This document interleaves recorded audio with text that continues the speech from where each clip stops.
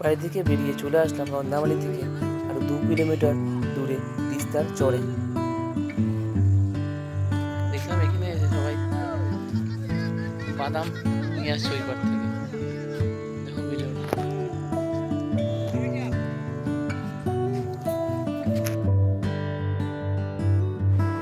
এদের সাথে কথা বলে আমি বুঝতে পারলাম এরা তিস্তার পাড়ে বাদাম চাষ করে রেখেছিল।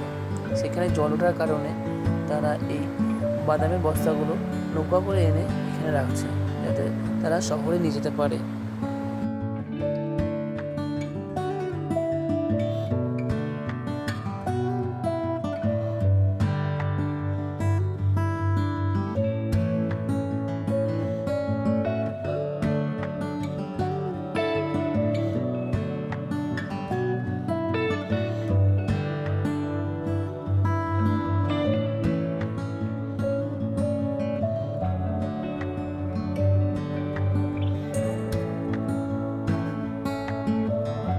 তারপরে আমরা এই নৌকোতে বসে আছে যে মাঝিটি আছে তার সাথে কথা বললাম এবং জানলাম তারা আগে কোথায় থাকতো, তারা আগে কি করতো, তারা কি করেছে।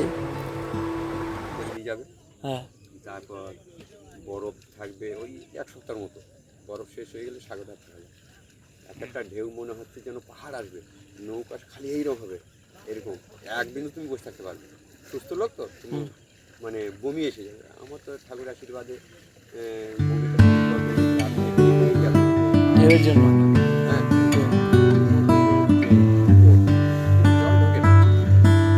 আমার প্রথম ছোট একটি ভিডিও